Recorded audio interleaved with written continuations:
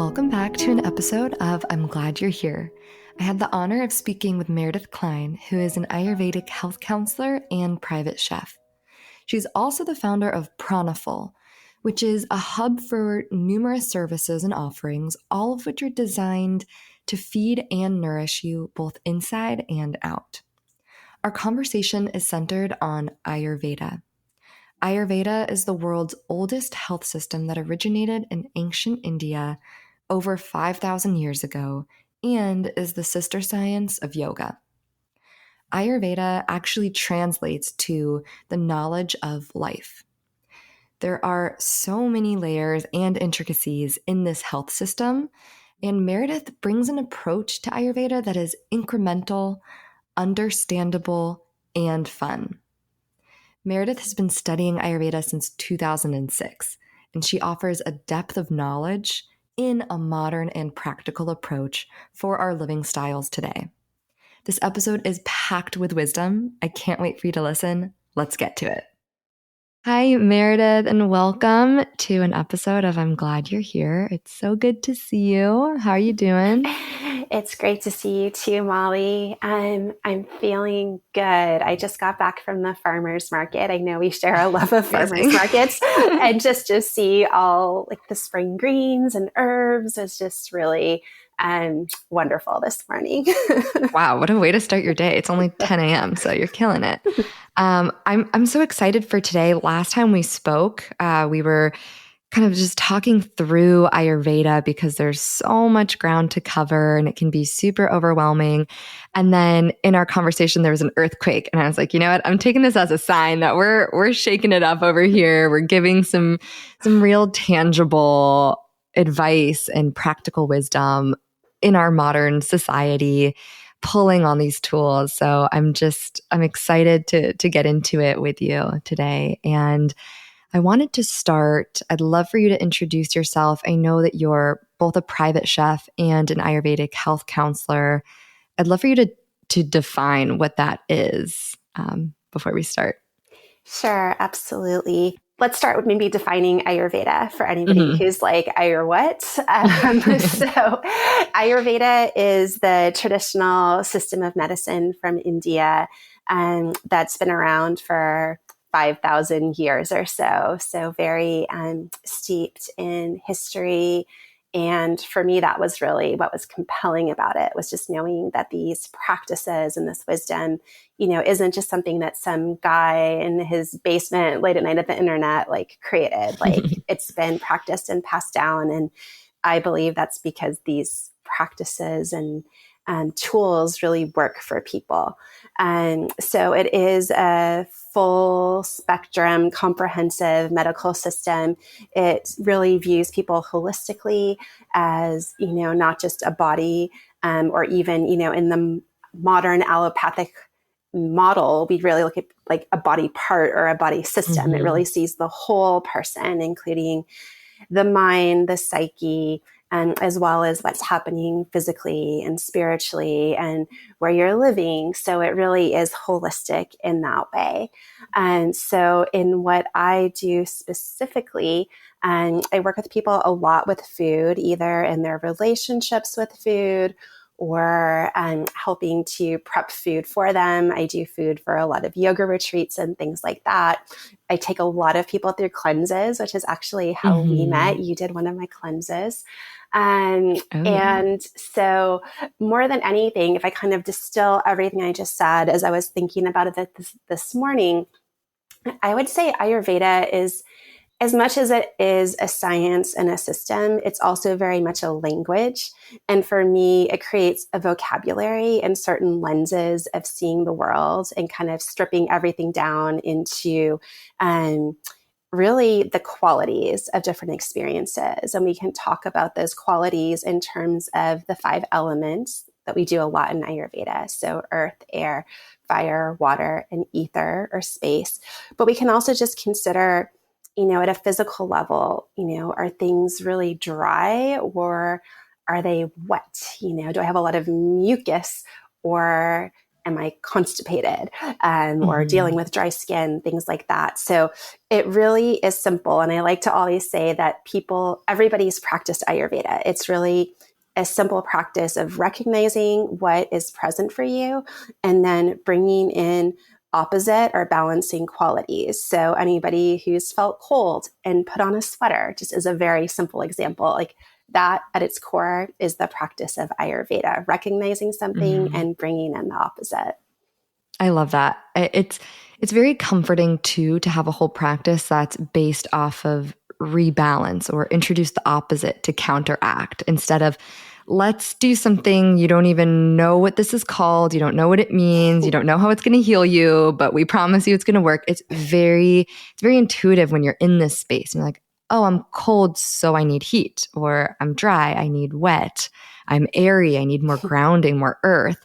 So it's very like, oh yeah, that makes a lot of sense when you just kind of summarize it like that.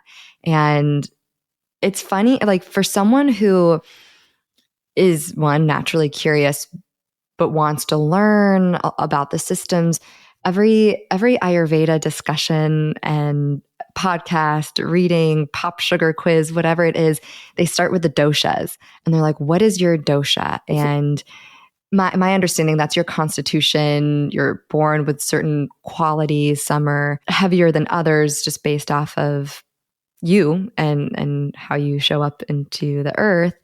And even that quiz, those quizzes, understanding that kind of stamp you with, oh, you're Vata. And when we met and started my cleanse, I said to you, I'm like, well, I think I'm super Vata because every quiz I take and I feel really airy and I need some grounding. And I loved your response. You're like, first of all, I think we're all Vata right now. Just modern society, the overstimulation, the craziness, the hustle, the grind, we're all kind of Vata. And just hearing that really, one, was super soothing, and two, kind of made me laugh too, where I'm like, oh, this is a science all about balance. It's not, this is who you are, this is your constitution, and we need to keep that and work with that. So I wanted to kind of talk from there and how people can relate to Ayurveda without over qualifying with their dosha. Mm-hmm. Yeah. I mean, I think doshas have become the entryway into Ayurveda precisely, like you talked about the pop sugar quiz. It's like very accessible, easy to, kind of latch onto, oh, well, I'm this. And then you can be sold all the things that you need for that constitution. And, I look at the inherent dosha, or what we would call our prakriti in Ayurveda, as just part of the equation, part of who we are. And kind of the counter, or the companion to that rather, is our vikruti, or what's happening in our life right now. So somebody can come to me and they can know their fundamental constitution, but if there's other indicators, other things that are immediately present in their experience, we always want to address those first. And I think, the disservice of the quizzes and kind of the 5-minute Ayurveda that's out there is that people don't have that opportunity. It's a way of disempowering people, actually, because instead of saying, I'd like you to think about what's happening and really relate what's present for you in the moment, it's like, here, I'm going to give you a label. I'm going to put you in this box, and then you should do what I say. And that's inherently disempowering. So my approach is really, I want people to feel as empowered as possible. I want them to ultimately, not need me or not be as dependent on me as when we start our working relationship, because I want them to be able to begin to see the patterns, to begin to make the shifts before we have a session, to notice what happens when they make the shifts, and to not just be looking to me as an expert, but really to let this be a journey that we go on together, and for them to really have the tools in their toolbox, not just for me to, hand them from a position of authority. Yeah, I love that. And so I know you work with a lot of cleanses. Just saying it out loud, I want to clarify what a cleanse is with your lens and with this Ayurvedic approach, and how it's not the diet culture cleanse of actually starving. I did this cleanse and it was very nourishing and very nice on my digestive system. I had 3 meals a day. So not what we're thinking when we say cleanse and we're just having juices. So would love for you to kind of define what that cleanse looks like. Yeah, absolutely. So, within the context of Ayurveda, we never talk about cleansing just as detoxification. Like that's one side of it, but there's always this counter of rejuvenation. So, as you hinted to, kind of in the diet culture world, like juice cleanses, cabbage soup, whatever, like the fad diet of the day is, it can very much be, about deprivation, starving yourself, trying to eliminate calories, things like that. And the Ayurvedic approach is really about kind of stripping things down to basic, easily digestible foods that we can really enjoy. There can actually be a lot of variety. Like you'll remember, when we did your cleanse, like you start with a lot of khichdi, which is a really wonderful savory rice and mung bean stew, but there's different soups and, nourishing breakfasts and things that we can bring in. So, part of it is about the food and kind of sticking to this range of very, easy to process foods that also do have some detoxifying qualities, but that don't leave us just constantly hungry or starving. But also, I think in the modern world, part of what's really powerful about cleanses is that we're being given kind of a plan for a week, and not that we have to be super rigid with that plan. There can be some flexibility, but with so many of my clients that I work with, there's so much decision fatigue, overwhelm of nutrition information. So just to kind of go into a week knowing, okay, I know what I'm going to eat. I don't have to, walk through the grocery store, staring at shelves, feeling really overwhelmed or questioning things. And so there's a benefit that comes to the nervous system.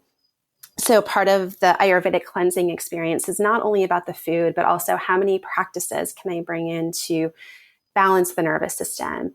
And so with just having that basic plan for the week, like knowing what foods you're going to bring in, and then, maybe doing some yoga, having a massage, meditating, any practices that help to support you in that way are all part of the experience. So it's not just about what's on your plate, but it's really about like carving out this time almost like a sabbatical. And I think it's no mistake that, not only in Ayurveda, but in all spiritual traditions, there's always this idea of like fasting, cleansing, taking a sabbatical, kind of having this time, like within time that we kind of go more into the inward space so that we can emerge more fully. And for me, that's really like the most beautiful part of cleansing. Yeah, I love it. And yes, and as someone who did this, it's a really cool dedication. And it's also really challenging. So it was really nice to have a coach, a mentor through it to say, like, oh, I ended up actually having some chips as I was weaning off. And then I realized, like, are chips even food? And it was really funny. But people in my circle are like, yes, chips are food. I'm like, well, no, you don't get it, because for like 2 weeks straight, I was eating really whole foods and everything felt really clean and nourishing. And then I just had some chips and I feel really weird about that. And so just to have someone to support, because there's so many quick solutions to, oh, I haven't had lunch yet, and let me just go grab this, or let me eat this, without being in touch with what our body really wants or what our hunger cues really are. It's just noon and we're supposed to eat. So it was a wildly intentional process and very deep, very introspective. A lot of really interesting things come up when you give yourself that time and space to eat in a way that calms down your nervous system. I love that. Absolutely. Yeah. And that's not how most of us are moving through the world and moving through our meals. So there really is just this natural invitation to come into a place of greater mindfulness. And then coming out of it, people, often begin to realize, like, what were they eating out of habit, out of boredom, for procrastination? So it really is a way of kind of coming back to our natural hunger cues and really remembering what it is to feel satiated versus just going through the motions like you're talking about. And for me, that's really the most powerful part. And also to what you were speaking about having the support. We did a one-on-one cleanse together. A lot of what I do are group cleanses every spring and fall. And there's also so much power to like being in this larger community, to sharing experiences, to remembering you're not alone. When you're in that moment of, oh, I forgot to make my kitchery for the day. I could just easily go, get a candy bar. Like you have that kind of accountability in that community, especially for people who've maybe done a cleanse or multiple cleanses in the past in like a very solitary way. They find a lot of power to come into community or to just have me there as a resource and, to text me if they're, feeling confused or noticing something coming up. So I really love, the idea of being able to just create community around these practices. And to also know that like the things that arise, like there are these just like general archetypes and patterns. People often think like they're having this weird experience that's uniquely their own. But when you begin to share or even just talk with somebody who's taken so many people through the process, you begin to realize like, oh, this is actually very normal. Yeah, I love that. And so I'm curious, outside of a cleanse, there are so many directions I could take this. And so I'd love your guidance on this. What is some kind of system or way that we can see Ayurveda in our day-to-day lives, whether that's kind of following seasons or kind of tapping into some practices that we can do at home, oil massages, things like that? I'm curious what the general intro into Ayurveda and our modern life could look like. Yeah, for sure. Food is definitely a big piece of it. So, recognizing qualities within us, things we might be noticing physically. So like if there's a lot of inflammation, we're going to want to avoid, a lot of spicy or heating fried foods, things that kind of aggravate the heat in the body. And there's a lot more that we could say about food, but obviously being mindful of the time that we have together, it can really, expand really into any aspect of life. So we could, for example, look at like one's exercise program. And, for somebody who is, let's just kind of create the avatar here, a very driven person, like very stressful job, a lot going on socially. They're not really taking a lot of time out of their day for themselves, but maybe they are making time to exercise. For that person, going and doing like a really intense, like high intensity interval training or something like that might just be kind of like stimulating like the energy that they already have present. And instead to help to counteract that, I would suggest something like a really gentle or restorative yoga class, or taking some time to meditate, just something that gets them really still and to kind of take all of that energy of their days and, bring it to the center and kind of process and digest everything that's happening and everything that they're holding. So that's one way that it could go. The beauty of Ayurveda is that we can take it into so many different directions. Even, I think one of the maybe most underappreciated aspects of really understanding Ayurveda or systems like it is the ability it gives us to be really skillful in our relationships, both with others, but also with ourselves. And I can talk a little bit more about what that looks like to me. So as an example, if I'm going into a meeting with somebody that I'm working with, and let's say I kind of like know their patterns. I know they're like just a very scattered, like very creative, kind of flighty person. But let's say we have a limited amount of time and we need to get some things accomplished. I'm going to make an agenda for that meeting so that we begin to have that structure in that container. Whereas if I'm working with somebody who I know is like very slow and deliberate and, might actually thrive in a more spontaneous environment to help generate some new ideas, then I maybe don't have that same pressure to come into that meeting with the same preparation and expectations. So that's just, one of countless examples of how like this basic understanding of people and their tendencies can really allow us to act more skillfully. Then if we apply that to ourselves, and I think more than anything, understanding our place. So Ayurveda, not only looks at the individual, but the entire cosmos. Like we're all made out of these same fundamental energetic building blocks. And so I think so many times we can get really hard on ourselves because we think like, oh, like I'm this kind of person. And maybe like what we're experiencing is actually being driven by what's happening externally in nature. But we tend to boil it down to like this very narrow lens, like I am this kind of person. So as an example, I'll give a very personal example. Right now, we're going into spring season.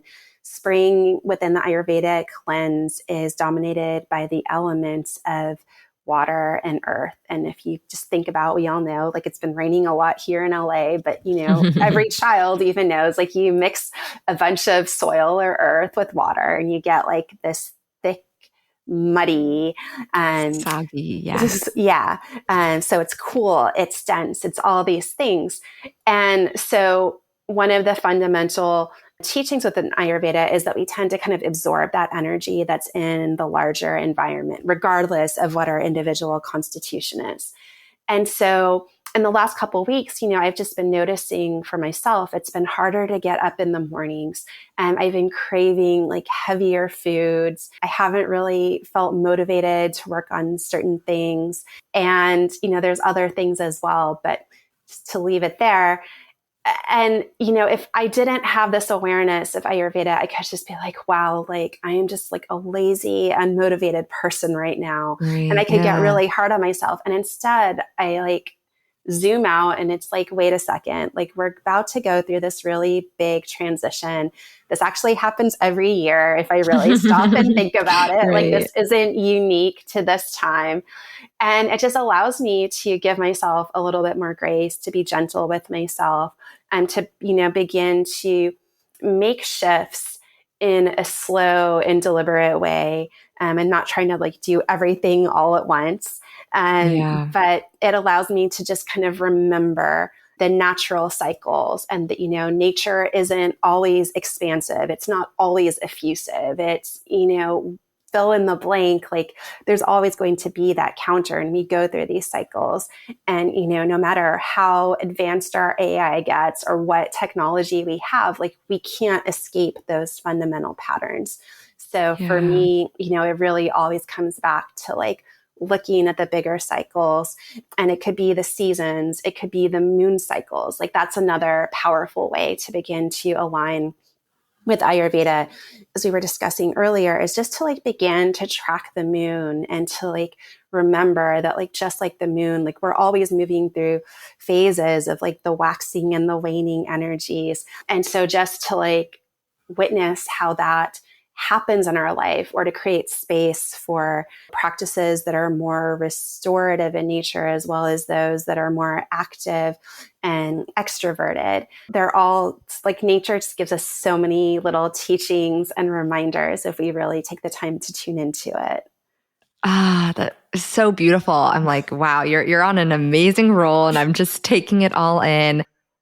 I want to emphasize that everything I'm hearing you say is basically Ayurveda is this practice of moving with nature, of instead of what we're used to right now. You know, we live in our apartments, our homes, we're less community driven, we're less collective tracking the moon and understanding what's going on earth as we're experiencing it.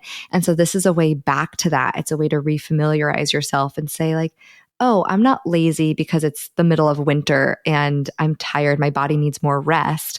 I don't need to push myself to go to that HIIT class because I'm depleted energetically and I don't have the inspiration to do these big projects that I set out for at the beginning of this season. And kind of that awareness, because then you can move through that and reopen that door when you have the energy. So it's kind of that permission of you're moving with nature. You're not giving up on yourself. It's not over for you. You don't have to switch careers or whatever it is, and just be here for the long haul. I think it's challenging because we're obviously so used to instant gratification with, oh, I'm not feeling this great. Well, I want to feel good. Let me just have some coffee and I'll be inspired and I'll just go, go, go.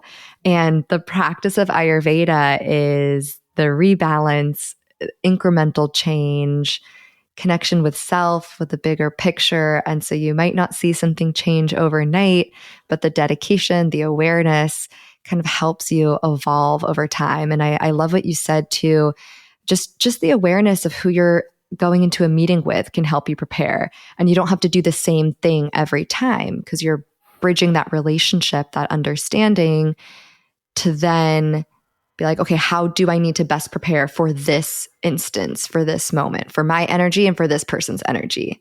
That's really Yeah. powerful. Yeah, as you're saying that, it's like Ayurveda really is this tool to allow us to be more spontaneous. Life is kind of just this great improvisation. And so Ayurveda kind of gives us like these basic, like just if you've taken an improv class, there's kind of like these basic like rules or themes that like you want to abide within. And Ayurveda is giving us that. And, it's not just about aligning with nature, but we can also kind of boil it down to like reality. And so one of my teachers like always talks about something his teacher would say, that, if we don't like really acknowledge reality as it is, like reality will like come to us and like make us acknowledge where we're at. And so, a lot of the dis-ease that we see in our society is, us wanting to kind of transcend or just turn a blind eye to what is really happening. And so Ayurveda is kind of just this reminder to come back to like what is real right now. And to, as you were saying, like that's going to constantly be changing and shifting. It's not static. We can't get into these one size fits all routines, either for like people collectively, but also individually. Like if we have like this really great daily routine and meal plan and exercise plan, that's going to work for so long. And then something's going to shift, either within us or within, the seasons. And we have to be responsive and change. And I think, there's a lot of suffering that comes because we get very attached to like this one way of doing things. And then there's frustration when it doesn't work. And like we blame the system versus, asking, well, how do I adapt this skillfully to, continue to receive the benefits? Or like, what is like the bigger message here? Is my body trying to tell me something like when a physical symptom manifests? And so we have to just really take that time and not get so rigid in our practices. And, everything is temporary, even these practices. So it's not like we just suddenly like find like the magic bullet. Like we just have to constantly be ready to pivot and shift and change. And that's naturally going to happen, in the course of the life cycle. So yeah, that's reality. I love that. And as humans, we are highly adaptable. So we got to give ourselves more credit. And you're reminding me. So I want to share why we started working together about a year ago now. I was just constantly having bloated pains, like sharp pains, really frustrating because that's not fun to sit with. And I went to a doctor, I got an x-ray, and she goes, "Yep, confirmed. You have stool backed up. So take a laxative this weekend. You should be good to go." And I kind of knew that wouldn't solve it, right? I'm like, yeah, that might clear me out, but I don't know what I'm doing that's creating that. I don't know if it's something I'm eating. I don't know if it's an emotion I'm holding on to. I don't have any awareness. I took the laxative. I was good for a couple months. And of course it came back and kind of cyclically repeated. And eventually I was like, I want more awareness. I want to understand my body or what I'm feeling, what I'm going through. And just when we started, I also decided to stop drinking coffee because that was something I really wanted to do and felt like I needed something to anchor me in and be like, this is like, I'm changing. It's okay. And I haven't had coffee since, which feels really good. A lot of that bloated pain, actually all of it, I have not experienced that in a while. When I got off the cleanse and I started eating everything again, aside from coffee, I did have moments with it, but yeah, it's totally gone, which is really cool. And for a while, I just thought I would be stuck with it, or that's just the food that we have, whatever. I don't know. I was going with that kind of idea that we can adapt to change. And now, the bloated pain could come back, and I have a lot more tools in my tool belt of where to go with it and how to slow down and maybe integrate the things that are happening in my life. And And instead of attacking it, quote unquote, attacking with fear, with, I need to get rid of this. This is bad. This hurts. I don't like it.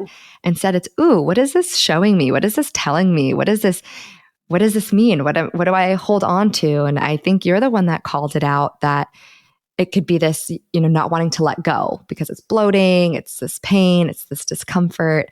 And just hearing that was so liberating. I was like, wow, that resonates. I'm going to sit with that.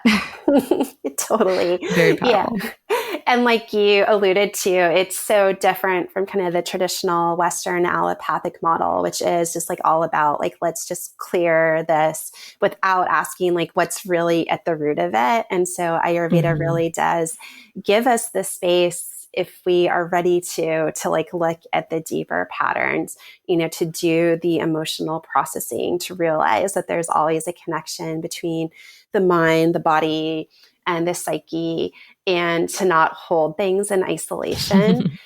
So we are very adaptable and resilient in that way. And I think we don't always give ourselves enough credit, and don't always hold the trust and confidence that like we can really excavate that within ourselves.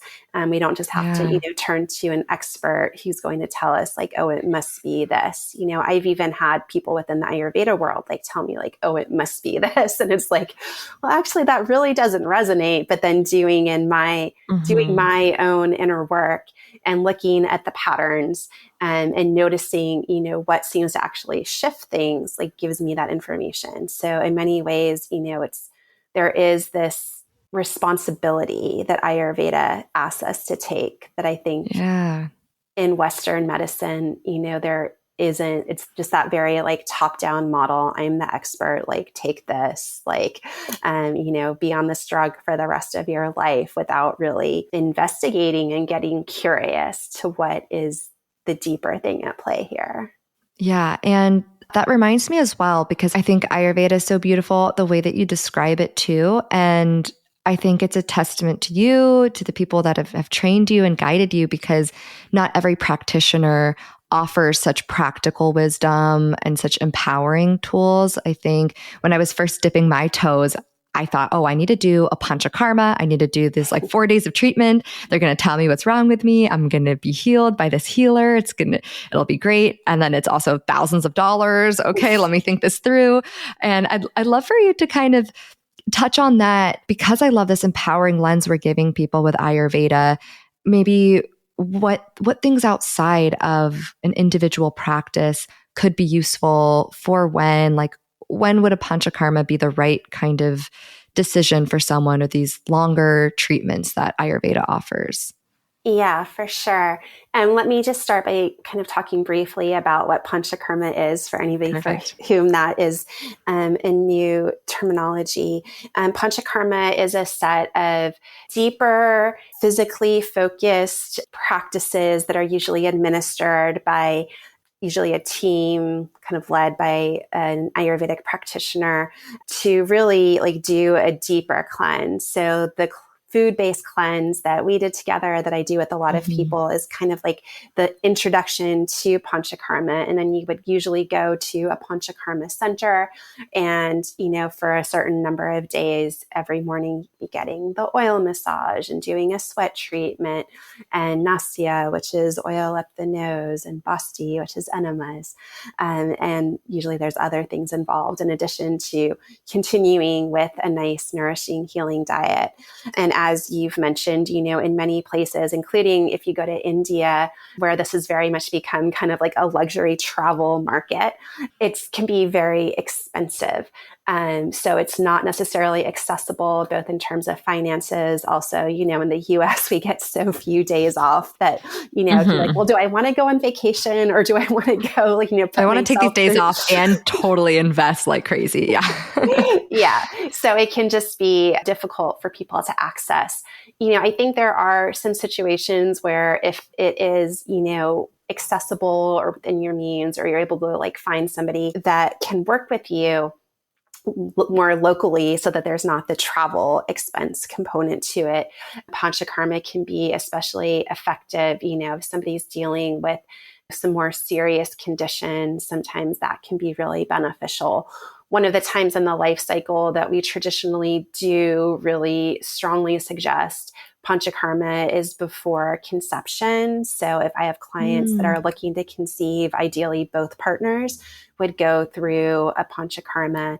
But if that's not possible, just doing, a few days of a food-based cleanse can be really beneficial to improve the quality of one's tissues, because all of that gets passed down to the chromosomal quality of the sperm and the egg. So, I say if there's one time that you're going to do a panchakarma and, parenthood is kind of on your bucket list, that would be the time that I would really suggest investing if you're able to. Which isn't to say that you have to always invest thousands of dollars to have a healthy pregnancy, but just kind of like, where are you likely to get the most bang for your buck? And then also I look at it as, for most people today, conceptions, happening kind of in like the midlife, pre-midlife phase. And so you can kind of just think too, like if you're going to do take this one opportunity to really do this really deep cleansing, let's kind of do it somewhere in the middle. So I think it makes sense from that perspective too. Totally. And just thinking of all the things that we store that we're not aware of. And if you're looking, I love how you said it, if you're looking to get your bang for your buck, the opportunity is planning around that if parenthood is on your mind, because it is a dedication too. And it is an experience. And I think a lot of what we're touching on is implementing things on your own, bringing that awareness to yourself, and going and getting a treatment done is obviously different, and you'll experience a lot of amazing things as well. But we're focusing this conversation on the tools that you can embody versus the tools you can receive. And so one is a little bit more accessible, but they all fit under the umbrella of Ayurveda. And I'm curious, now that we're on the topic of panchakarma and hearing about the steam and the oil, is this like working with different elements for the body, or is it like extraction, or what is the overall kind of theme with the panchakarma? Yeah, it's all of the above. Generally, there's the set practices. And then within that, for the oil massage, depending on what you're dealing with and what, excesses the body's holding on to, a skilled practitioner would, choose specific oils, so if somebody has a lot of heat, doing coconut oil, or adding herbs, medicated oils that are going to be countering that heat would be really beneficial. So there's that opportunity within these standard sets of practices. And then also things might be tailored, so if somebody's does run really hot, for example, like I myself, when I usually do the steam treatment, they're going to give that to me for a shorter time than somebody who maybe has like a lot of dryness or runs cooler. So there's ways that within the panchakarma, things get modified. And then usually coming out of that, and maybe starting during the experience, you're getting herbs. Even in the preparation, the guidelines that you give to somebody can be kind of tailored. And I think it's really important, if anybody is hearing this conversation and looking into panchakarma, it is important to note that, because panchakarma has kind of become equated with just luxury and rejuvenation and relaxation, there are places in the US and abroad that just take, again, a very one size fits all approach, which, as we've talked about, is really counter to what the essence of Ayurveda is. But it's kind of just this is what we do without that individual customization. So I think an important question is to really talk to any practitioner before you drop all that money into the experience, and really make sure that they're customizing the experience and that it's not just like a spa treatment and that anybody walking in off the street is going to get. Yeah, that's a great point. And I think that's why when people search for panchakarmas, you'll see it's expensive, because the idea is that it is highly tailored and it does take a skilled practitioner to go through a consultation to assess what you're experiencing in life, how that's manifesting physically, and create a whole template. And so to that point, I just want to call out, if someone is doing this highly personal panchakarma experience and maybe their friend went through it and they didn't receive a part of a treatment or it was different, that's probably how it should be, because we're all different. We're all experiencing things at different points in our life. And maybe a panchakarma you received years ago is different than what you're going to get now because you're different and you're going through different things. So bringing it back to, it's not a one size fits all. It does take a lot of dedication for someone outside of you to assess what you're going through and kind of create a program around it. Yeah, I think one of the beauties of Ayurveda is it really encourages us to let go of our expectations, especially around like how we're going to react to things, whether it's in a panchakarma or just like in the cleanses that I do. I have a lot of people, that at this point have done like upwards of 10 cleanses with me because I'll participate every season, and it'll just be radically different what they experience, season to season or year to year. And so I think in many ways, like I always look at like a cleanse or a lot of the practices that we do in Ayurveda, it's almost like this psychedelic experience where like before you go into it, like you just don't really know like what you're going to meet, what's going to come up, but you kind of have to trust that whatever does get brought up, whatever does get processed and cleared is like exactly what you needed in that moment.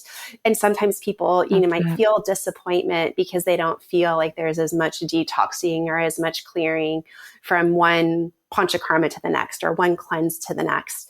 But, that's again, like how nature works, like we don't just experience like the same weather every winter, like it's always going to be shifting. So similarly within us, we really receive what we need, and the more that we can trust in that. And also to not equate that like a lot of physical symptoms or like spiritual experiences or like whatever it is that like we might experience in excess in one experience doesn't mean that when we have fewer that like it wasn't as effective or like that we didn't reap as much. Sometimes the healing can just be really gentle and really joyful. Yeah, and that also sounds exhausting to always get like this crazy spiritual. Yeah. It'd be a lot on the body. Totally. Yeah. Sometimes the shifts are really subtle. Sometimes, someone comes out of a cleanse and they're like, that didn't really do anything. And then like 6 months later, it like hits them. And so there's also just this fundamental trust that Ayurveda encourages us to have in ourselves and in the system. That's really beautiful. And I can attest to that, where I felt during the process of my cleanse, really, I was just like really proud of myself for journeying with it and kind of sitting with what was coming up. But it's not like I felt like my entire life changed. It wasn't like, oh yeah, now I'm just this really healthy person and everything is healed and solved. And now it's been a few months and I'm looking back just in so much admiration of myself at the time for choosing to do it, because I feel that incremental change. I feel like, ooh, there's a new layer of me because of it, and a lot of new awareness, a lot stronger connection with my body. That's really what I feel, which takes time to unfold. It didn't happen on day 1 of the cleanse, didn't happen. I did it 2 weeks, so day 14, it just kind of slowly you start to recognize like, oh, I kind of just know that about my body now. I know if I eat super late after not eating for 6 hours, I'll get that bloated pain. I know that will happen. So let me counteract that. Let me preventatively handle this situation. And I wanted to ask you about the season. So I'm happy you brought that up. Can you walk us through, you mentioned kind of the elements and what's going on per season. And does that mean we eat more aligned with those elements or we balance them out? What does that look like per season? Yeah. So one of the basic tenets of Ayurveda is that we're always going to receive positive medicinal qualities from eating food that is in season that kind of naturally balances what's happening around us. So the foods that tend to be in season are like ones that hold the qualities that counteract the energy. So I talked about the energy of spring, kind of this heavy, dense energy. So right now, at the farmer's market this morning, I saw a lot of cauliflower and cabbage and broccoli, broccolini, Brussels sprouts, things in that family, all of which hold like this more fibrous, light, kind of airy quality. Like we've probably all experienced sometimes if you eat too many of those vegetables, you might feel a little bit gassy. So that's kind of just naturally how nature is giving us that. Also, like all the fresh bitter herbs and greens and things that are just lighter in nature. Then we move into summer. So that's obviously a time dominated by fire. Secondary element there is water. And so we get things like juicy cucumbers and melons and berries and things that all just tend to have more of a sweet flavor, a juicy flavor, or juicy consistency, quality. All of that is going to be naturally balancing to what's happening. And then moving into fall, that's the season of Vata, dominated by air and ether, space. And so that's a time when things tend to be just like a little bit more flighty and ethereal, scattered, that kind of energy. And so we get things like the root vegetables, the winter squashes. That's a time when we're kind of naturally beginning to crave like warm soups and stews. And so there's that just natural pull. So eating what is in season is kind of a great way. And, I think there's really a responsibility to, especially living in California, where a lot of things can be grown year round, there is kind of a personal responsibility to like know like what is actually in season right now, like not just can it be grown, but like what would actually in nature be growing right now, and to bring more of those foods into your diet. So that's just like a really great starting place, is like local seasonal eating. And we're obviously lucky, both of us being in California, but for, even for people maybe who live somewhere where there's not a year-round farmer's market, go to the farmer's market when you can, eat what's in season, and kind of learn and embrace some of the qualities. Like you can see like the Ayurvedic food lists online.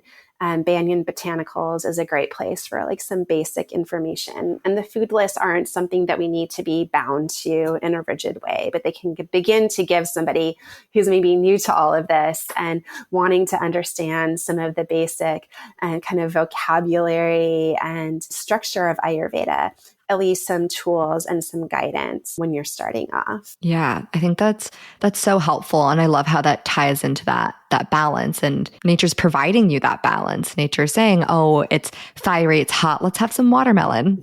Let's get that water in there. Let's counteract that element. And I'm also curious on that same kind of train of thought. How does the time of day, I know there's a lot of intricacies with Ayurveda and time of day and how we're not talking about this one size fits all approach, but I'm kind of curious in general if we can talk from the source of our digestive system for the time of day and how that tracks and how that fire is burning, and what that kind of looks like systematically.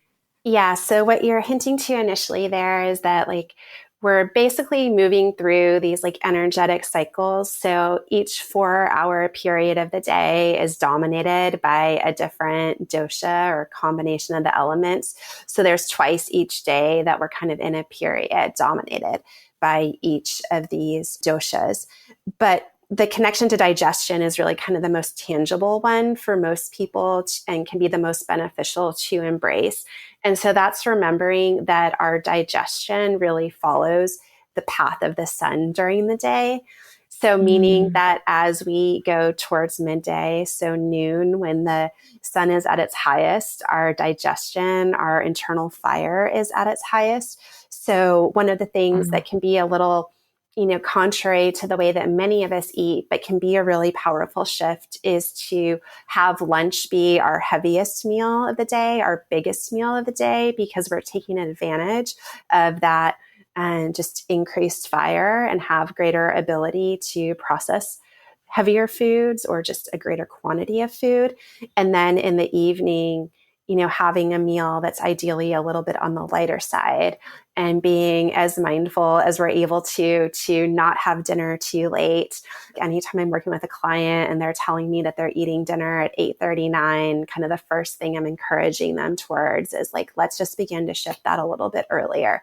And, that doesn't mean that if like here and there, like you go out for a late dinner with friends or something, or like, splurge a little bit and have a heavier meal for dinner, that it's going to be the end of the world. But if, consistently, like you're eating like really heavy late meals, like this does tend to begin to show itself in the digestion, in your patterns of Mhm. elimination. So that's kind of just like a really easy, like anybody can begin to implement that if you're not already doing that in your diet.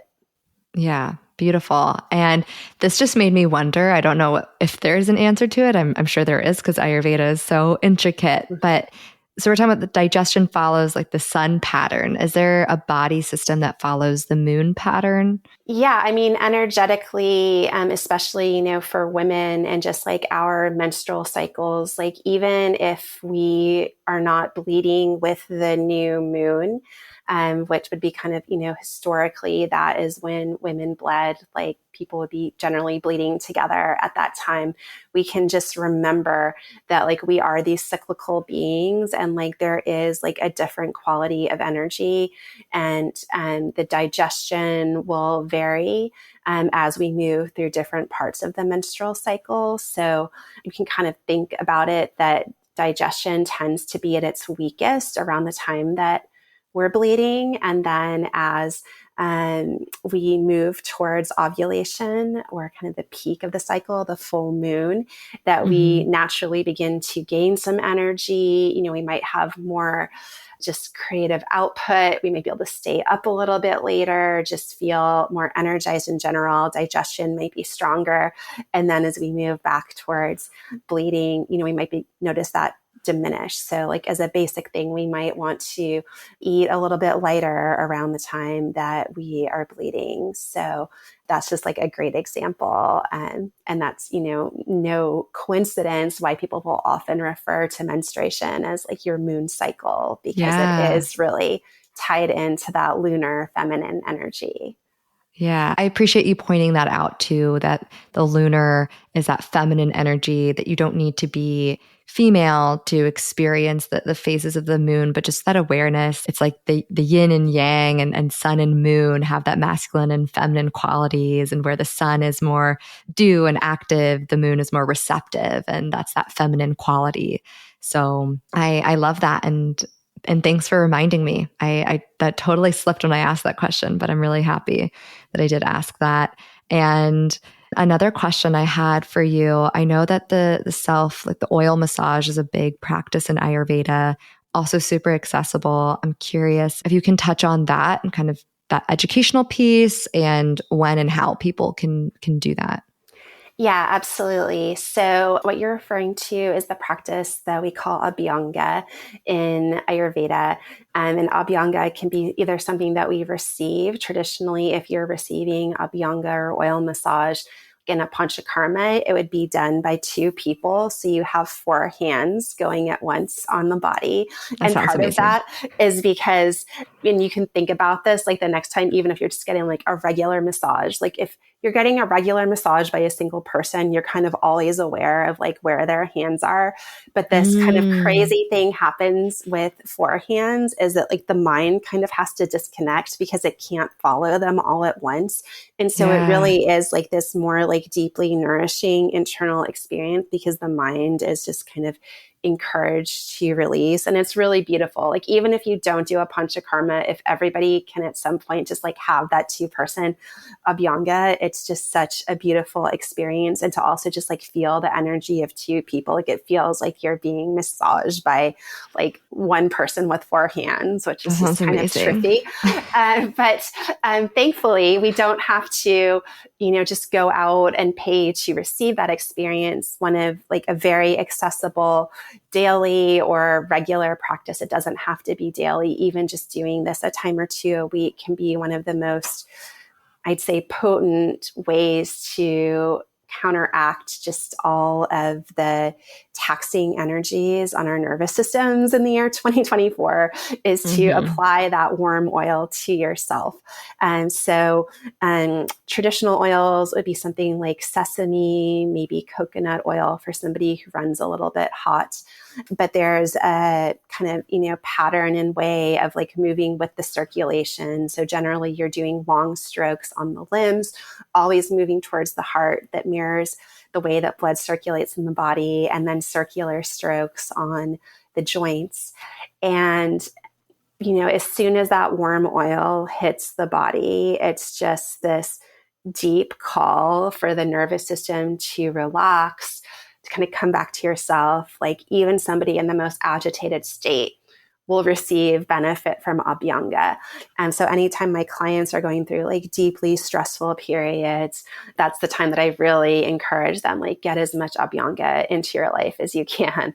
But even again, even if you just do this once or twice a week, and then you ideally leave the oil on for some period of time and then rinse it off, it is just one of the most nourishing practices. And, that oil gets absorbed, helps to nourish the tissues, but the benefits to the nervous system just cannot be overstated.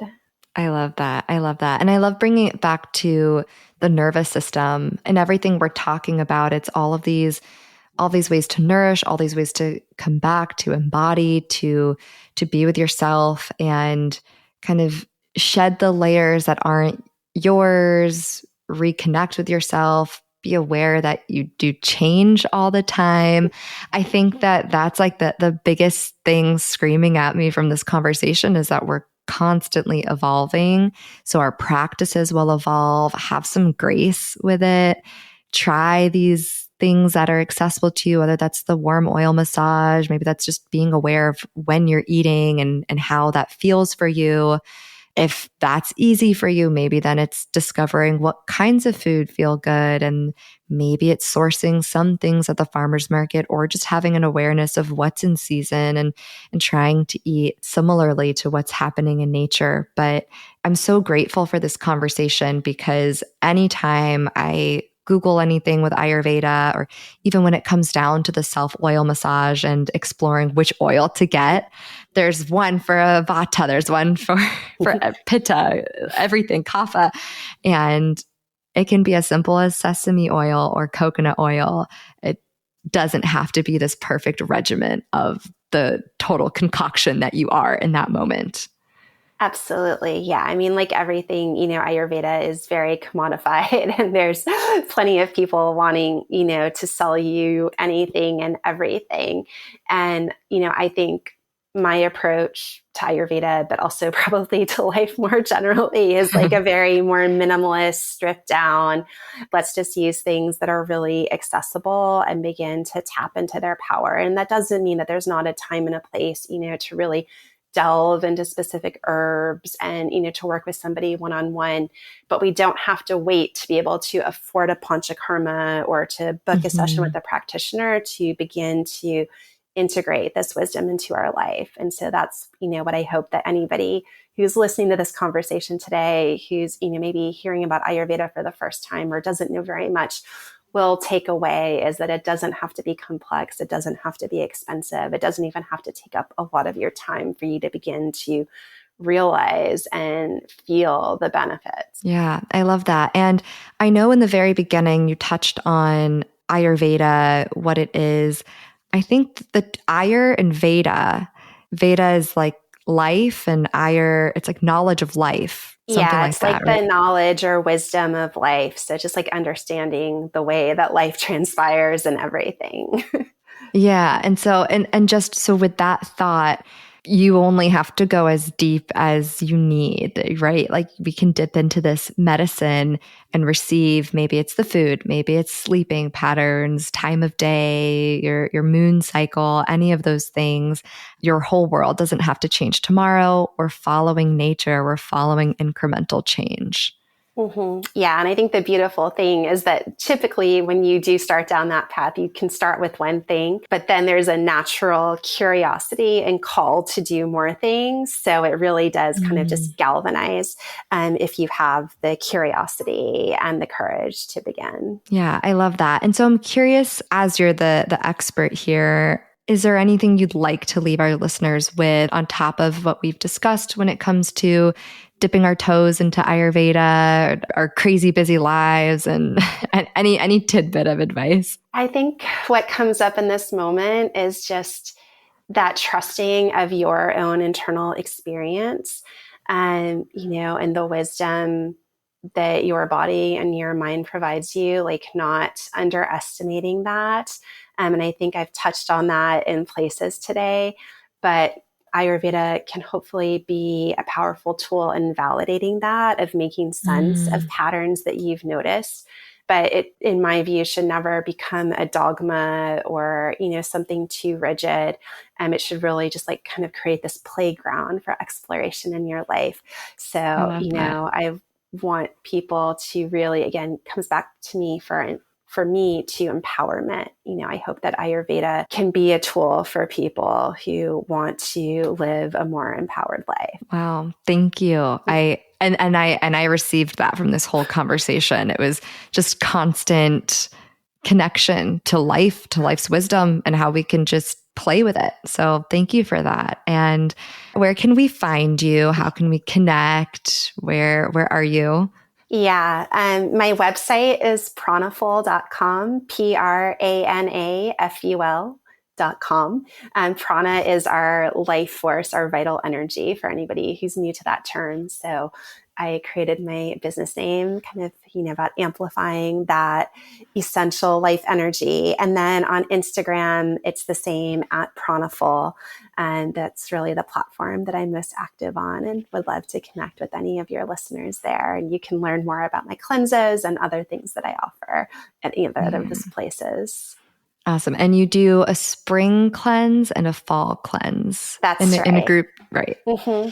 Yep. Every spring, every fall. Yeah. And you're also a chef. I know you also provide food, and if people are doing the cleanses, you offer that as well.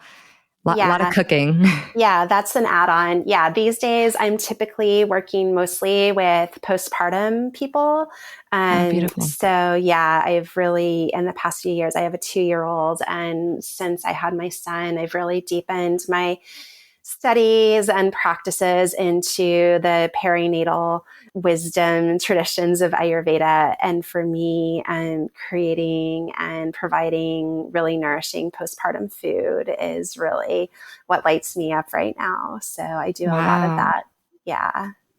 Beautiful. Well, we'll get into that next time. Sounds great. That sounds Thank you, amazing. Molly. Thank you for everything that you do and all the wisdom. I really, really appreciate it. It's been so fun. Thank you, Molly. This has been a great conversation. I appreciate it. Awesome. All right.